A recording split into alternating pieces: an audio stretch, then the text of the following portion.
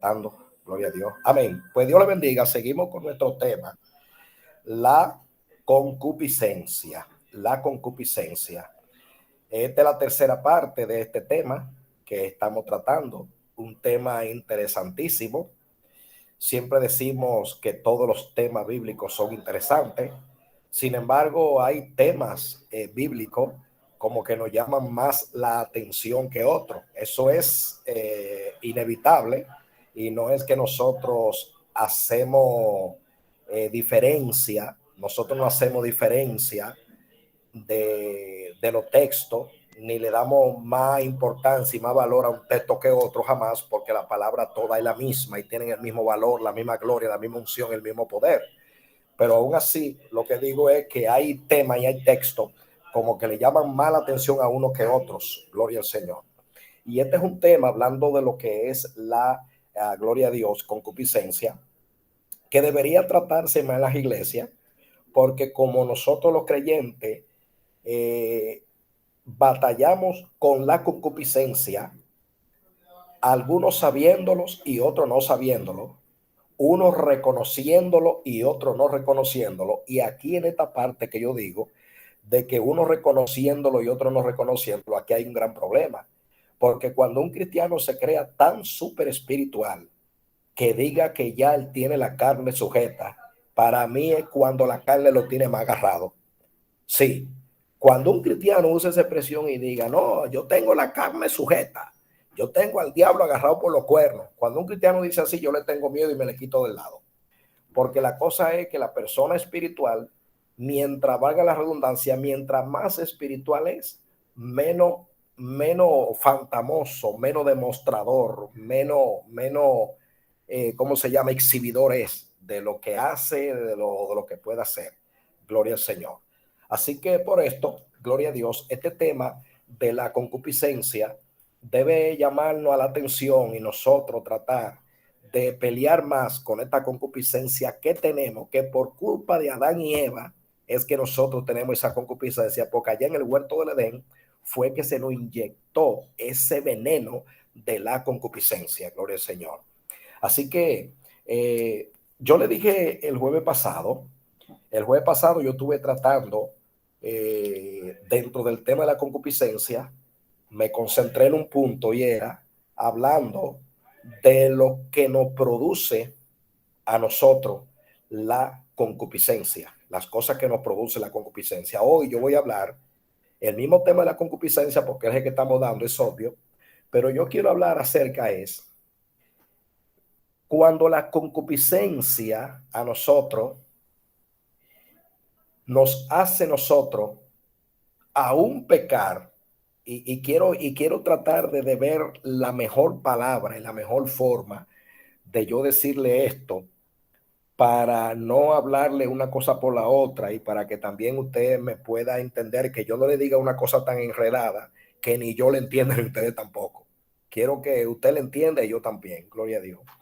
O sea, yo quiero hablar dentro de este tema de la concupiscencia, cuando nosotros pecamos sin debilidad, cuando pecamos sin debilidad. Usted me dirá, ¿eso quiere decir que hay personas que no tienen debilidades? Bueno, lo que yo puedo decirle es que en el Evangelio hay una debilidad que puedo tener yo y que no la tenga la oveja peruana Giovanna Chávez. Yo puedo tener una debilidad y ella no tenerla. Entonces ella es fuerte en eso. En la parte que yo soy débil, ella es fuerte. Pero posiblemente ella tenga un área que es débil, que entonces yo en esa soy fuerte. ¿Usted me entiende? Y así por el estilo. Pero sin embargo, a pesar de que ningún creyente ahora tiene o deja de tener debilidades, todos tenemos debilidades. Sin embargo, hay personas que pecan porque ellos mismos planifican pecar y no porque una debilidad lo está impulsando a pecar. Y yo quiero, mírenle, yo le voy a hablar acerca de esto con mucha delicadeza y mucho cuidado. Y esto es profundo, no porque lo estoy diciendo yo, sino porque la Biblia es la profunda y la Biblia es que señala esto y revela esto. La Biblia es la profunda. Yo le voy a hablar de querubín protector, el que hoy se llama diablo y Satanás, cuando Dios lo creó un ángel perfecto. En Ezequiel capítulo 28, versículo 13 en adelante, Ezequiel 28, 13, Isaías 14, 11 en adelante, la Biblia habla de la caída de este querubín protector. En Ezequiel a él se le llama querubín protector y en Isaías se le llama lucero, hijo de la mañana. Voy a hablar de él primeramente y luego voy a entrar a Adán y a Eva, que cuando Dios lo creó, nosotros sabemos que Adán y Eva, ellos fueron creados perfectos. Ahora, si ustedes, con lo que cuando yo toque el punto de Adán y Eva, que fueron creados perfectos y no tenían ningún tipo de debilidad, ningún tipo de debilidad, si ustedes no están de acuerdo con eso, ustedes van a levantar la mano, usted me dice, pastor, pero yo como que no entiendo. Y si no está de acuerdo, dígalo, no está de acuerdo, porque esto es para buscar la forma de uno sacarle la raíz, buscarle la mejor explicación e interpretación a este asunto. Pero primeramente, de todas maneras, vamos a comenzar con querubín protector. Y esto yo lo baso, estos personajes, querubín protector y Adán y a Eva, para basar estos dos personajes en base a que hay personas que si quieren pecan sin tener ninguna debilidad. Ok, primero, hablemos de querubín protector. Yo quiero que cualquiera de ustedes me diga que cuando Dios creó a querubín protector, dígame qué falta tenía él. Dígame qué rol tenía él. Dígame qué debilidad tenía él. Y dígame si antes de Dios crear o cuando Dios creó a querubín protector, que hoy se llama diablo, dígame si hubo un diablo que tentó a querubín protector para que querubín protector también se convirtiera en un diablo. No había, no, ¿verdad que no había un Satanás, no había un Satanás, gloria al Señor, que tentó a querubín protector para que querubín protector se transformara en Satanás? ¿Verdad que no lo había? Porque no había mal. Entonces, si querubín protector, gloria a Dios, él no tenía pecado, no tenía debilidad, no había pecado. Entonces, ¿por qué él pecó? ¿Por qué él pecó si no tenía errores, no tenía falta ni nada? ¿Por qué? Porque el pecado simplemente es la decisión que yo tomo para hacer lo malo. Él de su propio espíritu, de su propio corazón, determinó el pecar. Él decidió pecar. Gloria a Dios. Entonces, por eso es que usted dice, pero es que el que peca siempre porque tiene una debilidad, no en todos los casos, porque en el caso de él no tenía debilidad y no tenía errores, no tenía pecado, no tenía nada. Es más, vamos a buscar Ezequiel capítulo 28. Vamos a buscar Ezequiel capítulo 28 y usted verá lo que dice aquí la Biblia. Ezequiel 28, gloria a Dios, verso 13 en adelante. En Edén, en el huerto de Dios estuviste. De toda piedra preciosa era tu vestidura, de cornerina, topacio, crisólito, berilo, iónice, de zafiro, carbunclo, esmeralda y oro. Los primores de tus tamboriles y flautas estuvieron preparados para ti en el día de tu creación. Tú, querubín grande y protector, yo te puse en el santo monte de Dios y allí estuviste. En medio de las piedras de fuego te paseabas. Perfecto era en todos tus caminos, desde el día que fuiste creado hasta que se halló en ti maldad, hasta que se halló en ti maldad. Pero esa maldad que se halló en él, esa maldad que se halló en él, ¿qué fue? ¿Quién se la puso a él? ¿Quién se la puso? ¿La tenía la maldad? No, él no tenía maldad, porque Dios, tanto a querubín protector como a todos los demás querubín, los demás serafines, los 24 ancianos, los 4 seres vivientes, todos los tipos de ángeles, de acuerdo a los diferentes niveles que hay, a todo Dios lo creó santo, a todo Dios lo creó santo. Ahora, aquí alguna gente interpreta que Ezequiel 28 se está refiriendo al rey Tiro. Amén, al rey Tiro. Sí, es verdad. Al principio, Ezequiel 28, verso 2 en adelante, este mensaje está dirigido al rey Tiro. Pero Dios, dirigiéndose al rey Tiro, Dios voltea la moneda y Dios comienza a dirigirse a este ser que creó Dios santo, justo y perfecto. Amén. ¿Cómo yo puedo pecar sin yo tener ningún tipo de debilidad? Primero porque yo tengo una conciencia. Primero porque yo tengo una conciencia. ¿Qué es lo que yo tengo? ¿Qué es lo que usted tiene? Usted tiene una ¿qué? Una conciencia. Segundo, tenemos una voluntad. Tenemos voluntad. Tercero, tenemos pensamiento. Esas tres cosas, amén, conciencia, tenemos voluntad y tenemos pensamiento. Conciencia, voluntad y pensamiento. Esas tres cosas son tres instrumentos que Dios nos ha dado para nosotros analizar, para nosotros pensar, para nosotros reconocer las cosas, una cosa de la otra, lo bueno de lo malo. Eso Dios nos lo ha dado para nosotros, nos lo dio para nosotros entender cómo nosotros actuar. Amén. Entonces, si yo determino ahora mismo salir de aquí, de esta conferencia, irme allá afuera y yo buscar un garrote y yo entrarle a garrotazo a todo el mundo que está allá afuera, ya, eso lo determiné yo no tenía ningún tipo de debilidad, porque el asunto es que la persona que no tiene, y voy a usar un término que quiero no me malinterprete, las personas que son sinvergüenza dentro del evangelio, cada vez que hacen cualquier cosa siempre le echan la culpa al diablo. Y es como una vez que una hermana se soñó que el enemigo estaba gritando a la orilla del mar. Y ella le decía a esa hermana, Señor, Satanás, ¿por qué tú lloras? Y el diablo le decía, no, déjame tranquilo, no me moleste. Que me diga que por qué tú lloras en el nombre de Jesús. Y el enemigo le dijo, ¿y cómo no voy a llorar? Si el evangélico, todo lo que ellos hacen, que el Señor reprenda al diablo, y a veces yo estoy muy lejos de ahí. Y que se tropieza, que el Señor reprenda al diablo. Y que se maja un dedo, que el Señor reprenda al diablo. Y a veces son ellos, yo no soy, a veces yo no estoy. Y eso es verdad. Hay veces que el enemigo está lejos de usted y de mí. Y es usted que comienza a hacer las cosas. Entonces, por eso, nosotros debemos entender que tenemos un enemigo, que no tenemos lucha contra sangre y carne, pero que también la palabra habla de las obras de la carne, según Gálatas. Nuestro principal enemigo no es Satanás, es nuestra carne.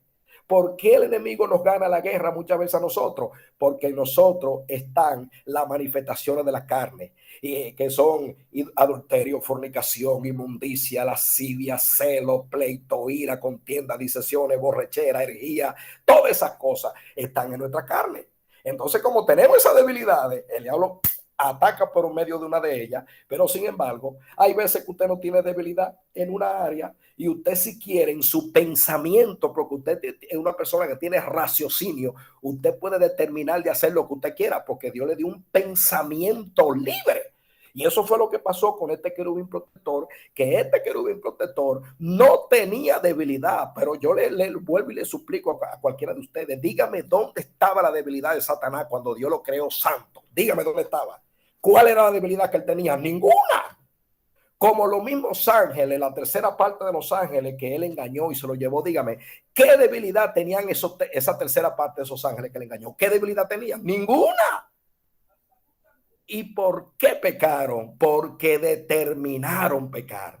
Porque determinaron. Porque el pecado es una decisión que yo tome.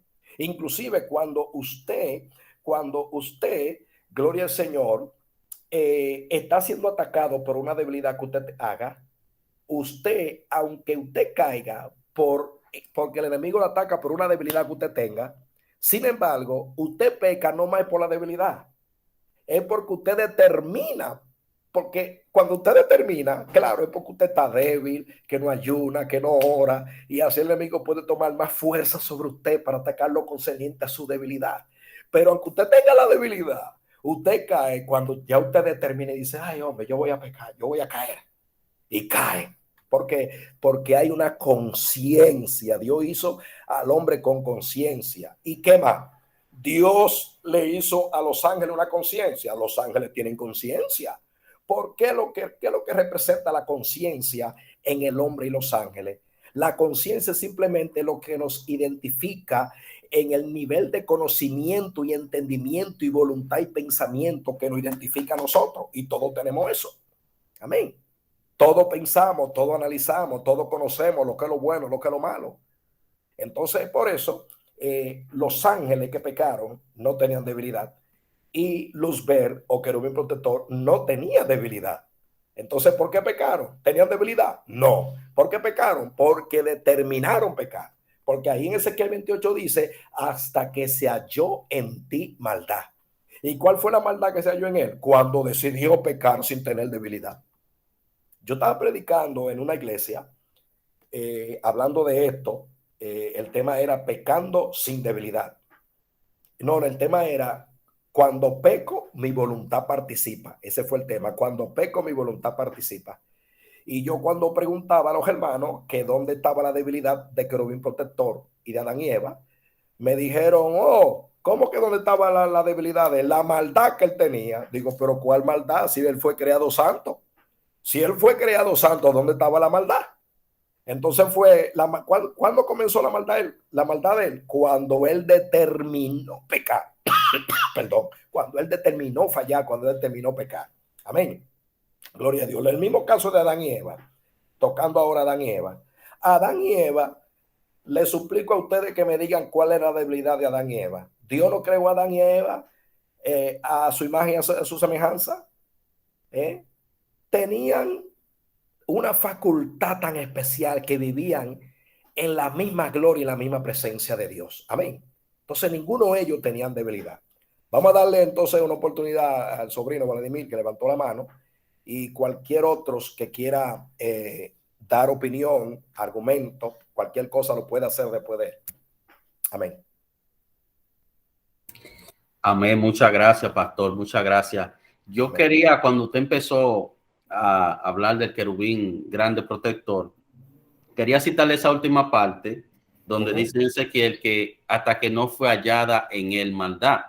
Entonces, pero ya en medida que usted fue desarrollando el tema, quedó contestada mi pregunta con relación a eso, porque yo le quería preguntar de dónde provino la maldad en él, que se halló en él. Pero como explicó, dice que fue él que le dio curso con la determinación de él, y entonces ahí entra esa maldad en él, porque él determinó hacer eso. Pero entonces, ¿quién tentó a Satanás? A él nadie lo tentó. Que no había otro diablo antes de él. No había otro diablo antes de él. Sí, fue como entonces una determinación propia de él el hacer eso. Exactamente. Entonces, ¿dónde estaba la maldad en ese entonces? ¿Dónde existía? ¿Dónde se movía la maldad antes de él?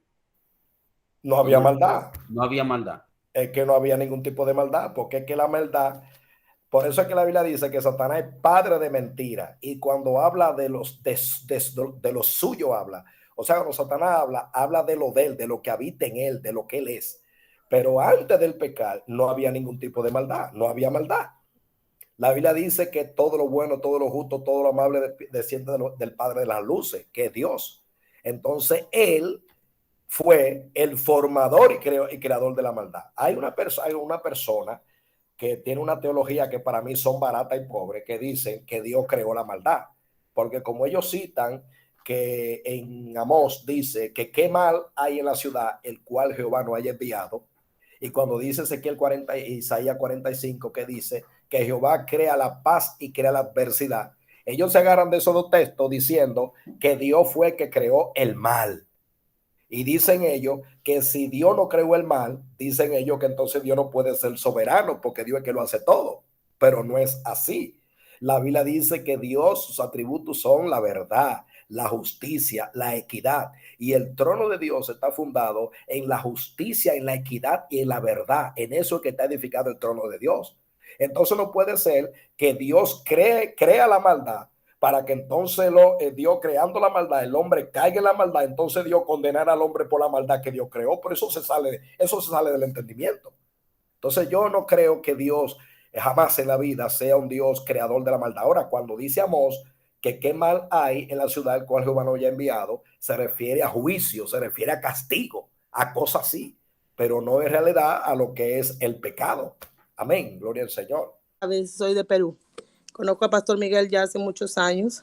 En una ocasión, yo soy una mujer que estaba comprometida, tuve 3 hijos en un compromiso. El pastor lo sabe y su esposa también.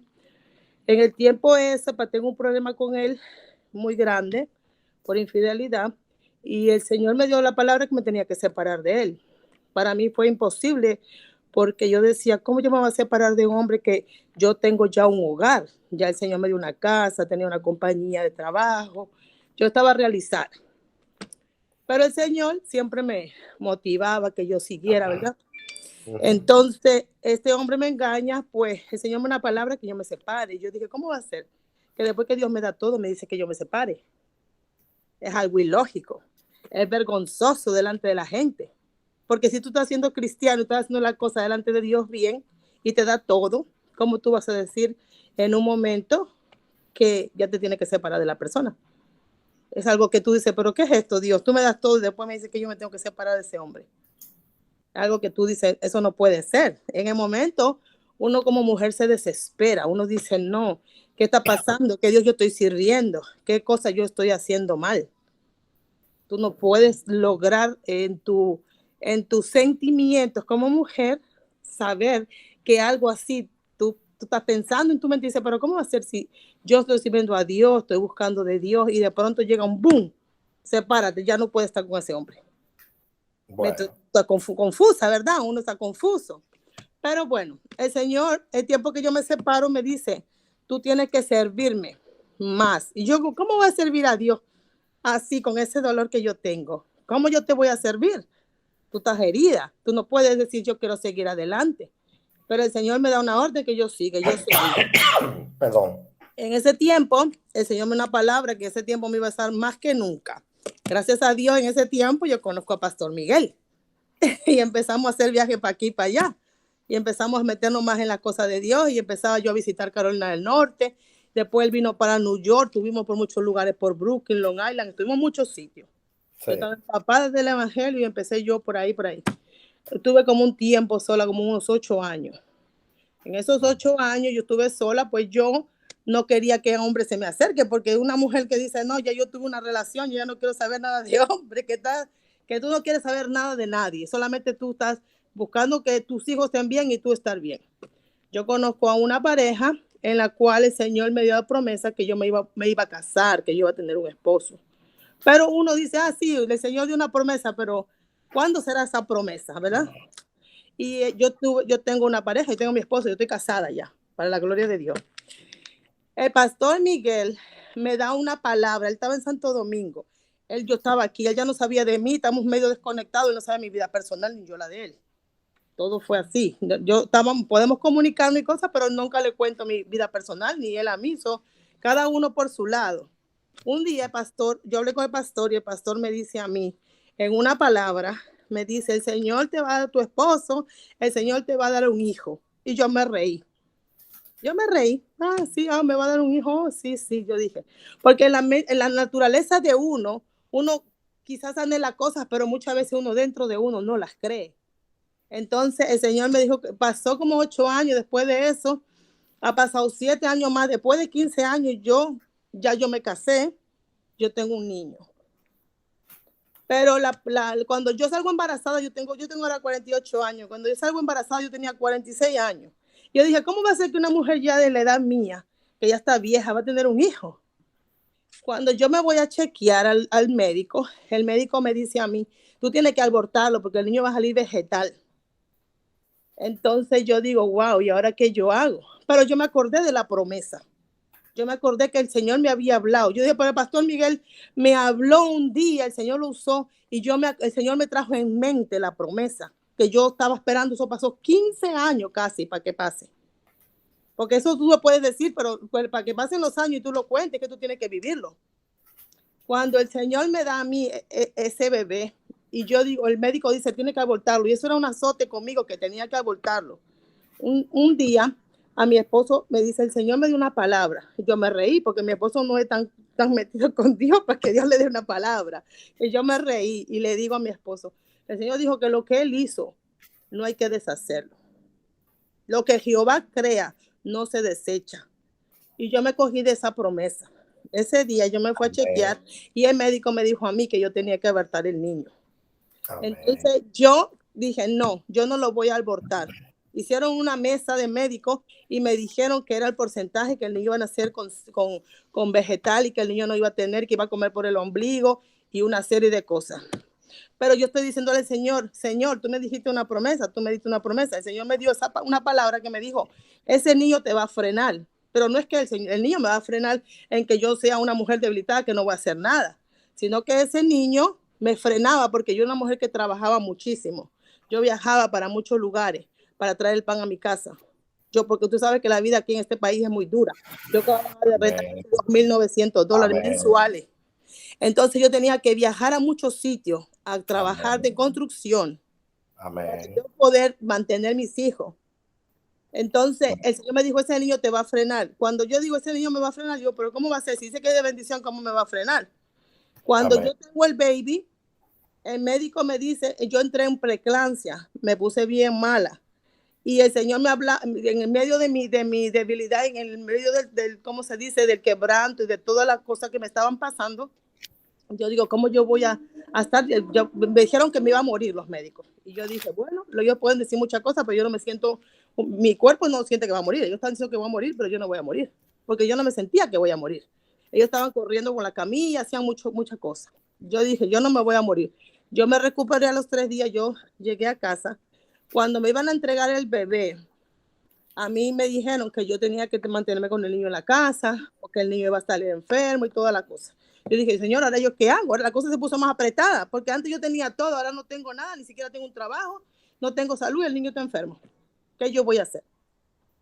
Ese día viene una persona que es la asistente social y me dice, ¿tú sabes qué? Tú no te preocupes, hasta aquí va permitido Dios que tú llegues, porque el gobierno te va a empezar a dar un cheque a ti personal, para que tú te quedes en casa con el niño. Yo sentía que yo decía, pero como que yo decía, no, vete, yo soy carga. Yo me sentía como que mi mente no estaba, ¿verdad? Pero entonces, ahora yo, cuando él da esta clase, yo lo cojo personal para mí. El Señor me frenó, me dejó en casa, yo puedo conectarme, yo puedo Amén. hacer cosas de la iglesia, yo me puedo motivar y amén. estudiar y seguir adelante. Y yo estoy en casa y yo no estoy preocupada por esto y aquello, porque el Señor me provee a mí. Y yo quiero ahora, para el tiempo que falta, darle una cita bíblica a cada uno de ustedes para leerla. Y esta cita bíblica todas hablan de la conciencia. Amén. ¿Por qué? Porque yo le dije hace rato a ustedes que Dios creó al hombre y a los ángeles con conciencia. Yo estaba en Yamasá y le estaba diciendo a una pastora que si ella creía que los ángeles tenían conciencia, y me dice, no puede tener conciencia porque el hombre recibió conciencia cuando pecó. Digo, no, el hombre cuando pecó recibió conciencia hacia el conocimiento del pecado, pero la conciencia que por naturaleza Dios le hizo al hombre y le hizo a los ángeles es la conciencia del razonamiento y del conocimiento, de saber conocer. Por ejemplo, la conciencia, ¿qué demuestra yo tengo conciencia? Yo sé ahora mismo que yo estoy hablando con ustedes, yo sé ahora mismo que yo estoy en mi casa, yo tengo un lapicero, yo tengo aquí una Biblia. La conciencia viene de conocimiento. Nosotros tenemos el conocimiento para nosotros saber la cosa. Adán tenía un conocimiento tan grande, una conciencia tan grande, que Adán fue el que le puso nombre a todos los animales del campo. Mira la tremenda conciencia que tenía Adán.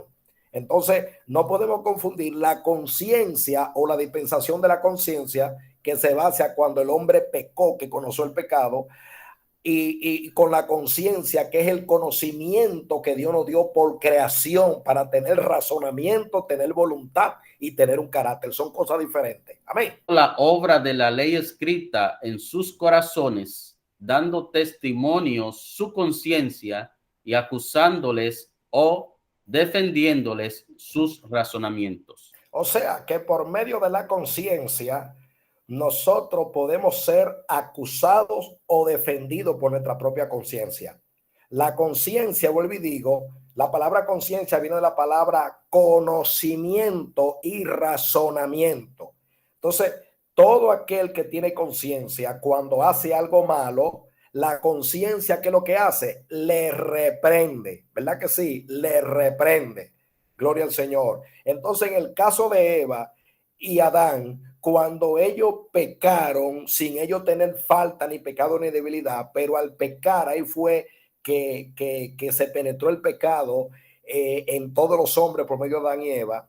Cuando Adán y Eva, ¿qué pasó con la conciencia de ellos? Primero, ellos tuvieron conocimiento hacia el mal, ¿verdad? Conociendo el mal. Pero la conciencia que Dios le dio por naturaleza, el razonamiento que Dios le dio por naturaleza, ¿qué pasó? Que lo acusó. ¿Y dónde se manifiesta que la conciencia de ellos los acusó? Cuando ellos pecaron, ¿qué fue lo que hicieron ellos? ¿Qué fue lo que hicieron? ¿Qué hicieron? se escondieron entre los árboles del bosque y se hicieron que delantales de higuera. Y Dios le dice, Adán, Adán, ¿dónde estás tú? Ah, yo me escondí porque estaba desnudo. Ah, y porque temí y porque estaba desnudo. Ah, ¿y por qué temiste? ¿Y por qué? ¿Y por qué? ¿Y por qué entonces te sientes culpable? Porque la conciencia le acusó, porque sabe que quebrantó el mandamiento que Dios había dicho que no quebrantara. Gloria al Señor. Hermano, a todo. Amén. Dice Romano 9:1 dice, sí, señor. verdad digo, en Cristo no miento, y mi conciencia me da testimonio en el Espíritu Santo. Es decir, que cuando una persona está diciendo la verdad, porque hay personas que son tan mentirosos que ya ellos hablan mentira y sienten la mentira como si fuera una verdad y no sienten reprensión. Ahora, ¿qué pasa cuando una persona peca y no siente reprensión? Es porque su conciencia ha quedado cauterizada. Cuando una persona tiene una conciencia cauterizada, roba, mata, adultera, fornica y miente y hace cuanto pecado y no siente reprensión. ¿Por qué? Porque ya su conciencia está embotada, está cauterizada. Amén. Gloria al Señor. Así que la conciencia nuestra debe darnos testimonio por medio del Espíritu Santo cuando nosotros estamos en lo correcto o estamos en lo incorrecto. Amén. Gloria al Señor. A la iglesia de Tesalónica, y Pablo le está hablando cuál es el resultado de los que no reciben el amor de la verdad para ser salvos. Los que no reciben el amor de la verdad para ser salvos, dice la palabra de Dios que entonces, que con todo engaño de iniquidad para los que se pierden, por cuanto no recibieron el amor de la verdad para ser salvos, por esto dice, Dios les envía. Aquí no está diciendo que el enemigo le envía. Aquí, como dijo el sobrino, que Dios a veces utiliza el mal para él ejecutar muchas veces su voluntad.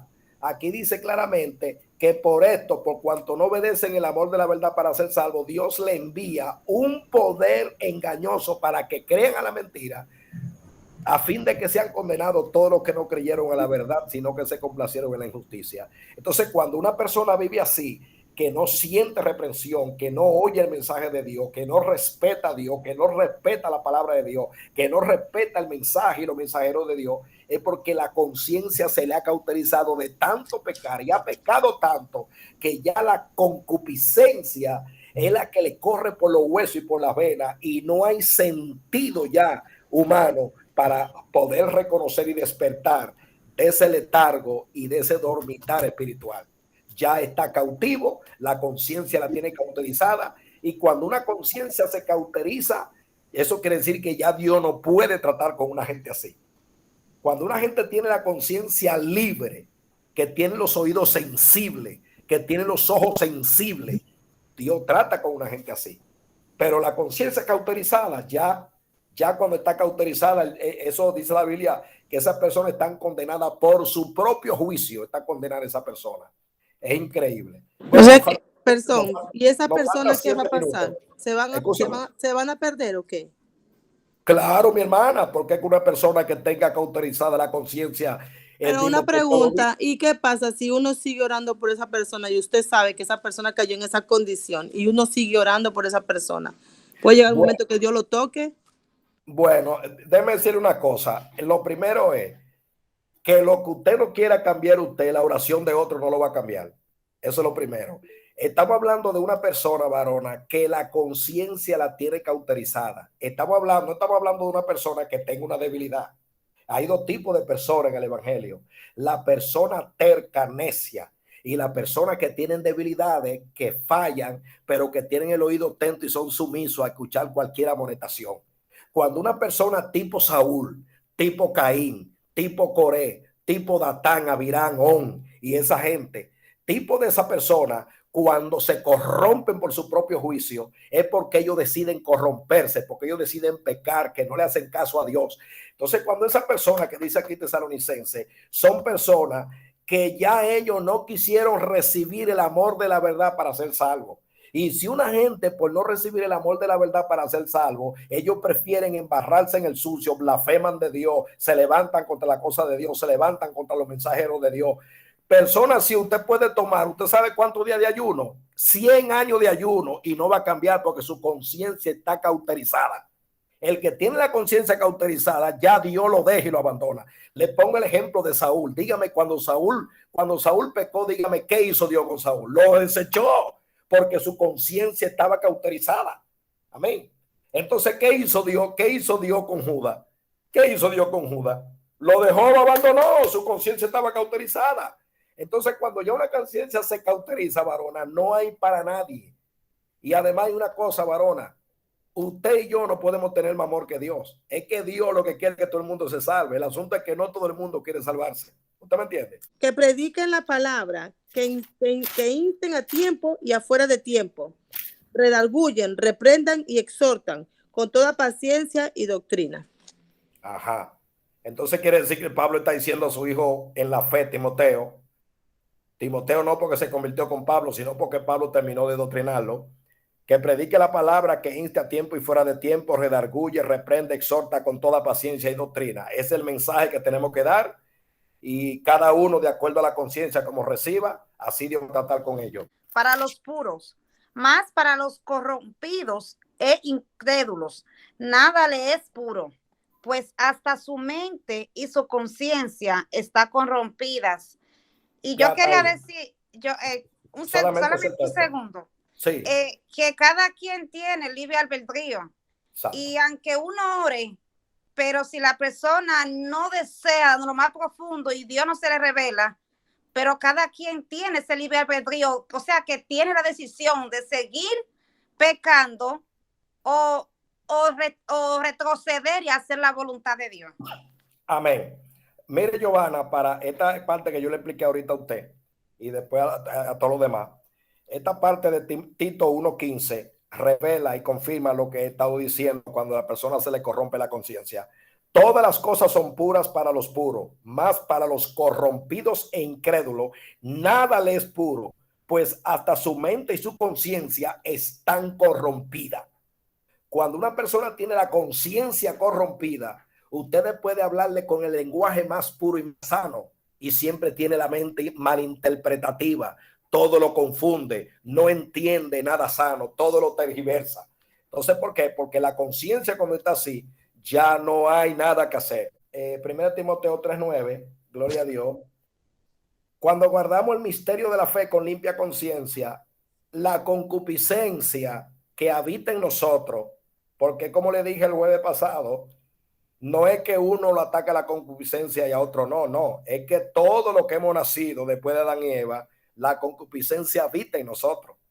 Lo único que cuando usted se acerca y busca más de Dios, el Espíritu Santo a través de su espíritu controla la concupiscencia, la controla. Pero cuando usted se descuida de esa coinonía, esa unidad, esa intimidad, esa búsqueda, ayuno y oración, la palabra, la congregación, usted se descuida de eso, entonces sucede que la concupiscencia es que lo va a controlar a usted. Amén. Entonces por eso la palabra dice aquí que debemos guardar el misterio de la fe con limpia conciencia. ¿Qué quiere decir con limpia conciencia?